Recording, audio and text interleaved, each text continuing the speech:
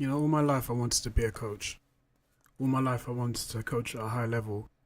I saw some of the great managers in the world, the Jose Mourinho's, the Alex Ferguson's, the Arsene Wenger's. I looked at them and I said to myself, I want to be just like them. But how could I ever be a manager? How could I ever be a coach when I've never played football before? I've never played at a professional level. I've never even been semi-pro. I was told that I can never be a top manager at a Premier League club. But today's a different day. Today I've decided to take over a club. Today I've decided to make something of myself. To not believe those thoughts, not to believe those voices that ever told me that I can never be anything. That was a mistake. Today I've decided to look at myself in the mirror and say to myself, I can be the best manager in the world. Even if I've not played football, even if I've not kicked a ball on a blade of grass in one of the top stadiums in the world, I know that I can be the best manager in the world. If only someone would give me a chance, and I got that chance today. But just when I thought, I found out that these owners have decided to take over the club as well, to inject millions and millions of pounds into a club. And now I've heard news that they want to actually take over with a more experienced manager than myself. I thought that there would be no pressure, but the pressure now is on. And I'm ready to take that challenge. I'm ready to be the best manager, but I'm ready to take this club from the lower leagues into the top flight football. I know I can do it. For some reason, this drive, I've driven down this road so many times. I've driven down this road more times than I could count, but for some reason today is probably the longest drive I've ever done. Today is going to be a different day, however. Today's going to be a day where I'm actually going to make something of myself, that people are going to look at me and be like, I want to be just like Donald. I want to be just like him. So today I'm walking into this stadium. Today I'm walking into this club. And this club is going to be the best club in the world. And I'm going to be the best manager in the world. Yo, what's going on, family? How you guys doing? Welcome to episode 1 of The Takeover. Now, before I tell you, or before I show you which club that we're going to take over this year, can you drop a like on this video? Your likes go a very, very long way. And if you are new here, please subscribe to the channel and put your bell on so you know exactly when I go live as well. So as I said before, welcome to episode 1 of The Takeover. Now, last year we took over Chelsea and we won the Champions League with Chelsea. So this year I thought, let me challenge myself as a manager, as a coach, and take over the one and only Morecambe FC.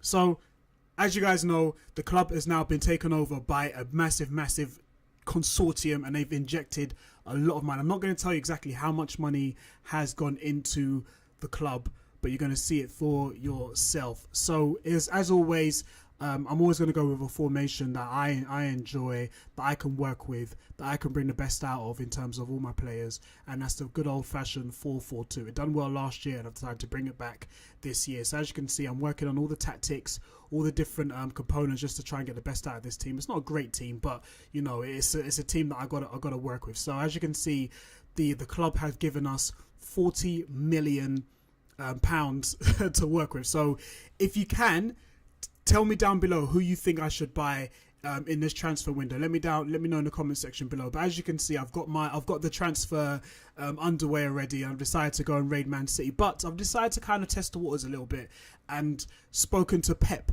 about a certain player. I think he's from the Ukraine.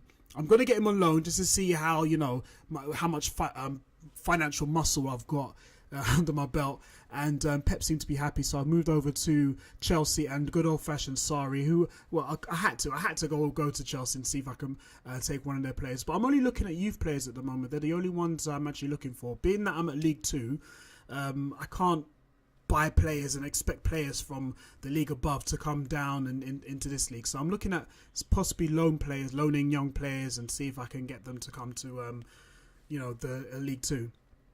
So we're going to wait and find out if those transfers do go through. So as you can see, I'm going actually doing a bit of training with the boys, and decided to go into a match.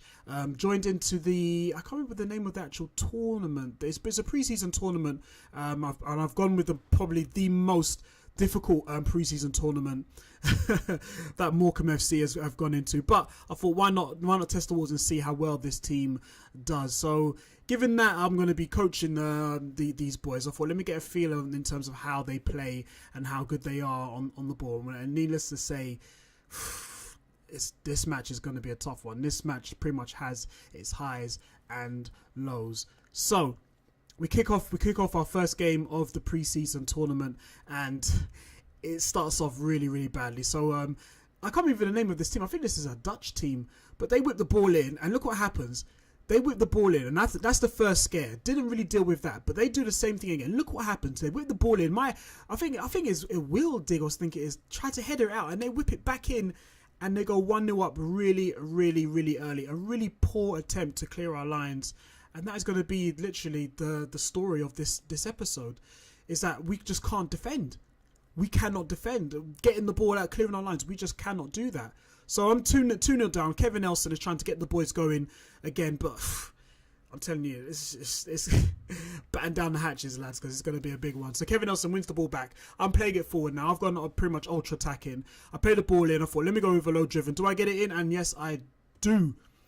Get it in for 2. It's now 2-1, and the boys are quite well known to be jokers, and you're going to see that throughout this episode. So it's 2-1 to the other team, and now I'm trying to defend with this team. I'm telling you, it's really, really bad. This Kone was giving my boys a serious problem, and he hit that. I think I actually show where he actually hit that. He hit that with the outside of his foot first time outside his foot. So I make an immediate change, and this guy Fleming makes an absolutely brilliant impact. He comes on the pitch, and within a couple of minutes already, I've got the ball down the wing, cross it in, Kevin Nelson puts it into the back of the net, and it's now 3-2, and the comeback is on. And just like good old Kevin Nelson, he's not only just a more experienced player in this league, but he's also a joker, and the boys run to him, and we're already back into the game, and it's now 3-2. Now I'm thinking to myself, it can't get any worse than this, man. If I can just shut up shop and then finish with a decent, loss, but the boys weren't having it. Back in it, 3-3. Oh my days! I could not believe that we're in 3-3, and we're giving the team a bit of a shush. I mean, these boys are good, but at the same time, they're practical jokers. But one thing it is that I know that they're good at. They got a lot of heart. So we're down to 9. There's 4 minutes in extra time. At the end of the 4 minutes, the game ends, and it is now 3-3. So at the end of our first match, really happy with the result. It could have ended worse. It could have been 4-0. It could have been 3-1. It could have been 4-1. But we managed to salvage 2 goals, and the game ends 3-3. But we've come into some bad news. The 2 signings that we wanted, that I thought went through, did not go through.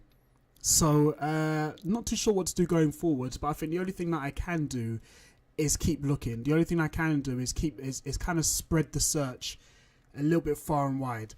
So you're going to see exactly who I actually bid for, and you're going to see the results. So I've gone to some training. I've trained some key players, which I feel like I can get the best out of. One of them is Fleming. Fleming really, really impressed me. Now, I've tried to make 3 signings. One of them being Dominic Solanke, Ruben Loftus-Cheek. 2 players, one from Liverpool, one from Chelsea, right? But obviously both came from the Chelsea academy. I thought I know them very, very well. Get them into the club. You're going to find out at the end of this match what happened with those signings and what is going to lead Don to make a really, really big decision at the end of this game. So the game ends 0-0. I get nothing out of this game. And then I come in and check my diary, and I see that all of my signings have been rejected. Ruben Loftus-Cheek, Dominic Solanke, every single person, even the ones from League 1, they don't want to come down to League 2. So I'm in a lot of trouble at the moment. But I'm going to be in even more trouble. I've decided to take things into my own hands and do something a little bit different and meet an old friend. A friend that I should have stayed well away from. A friend that I should not have gone near in the first place. A life that I turned away from. But for some reason, this life I've turned back because of the results.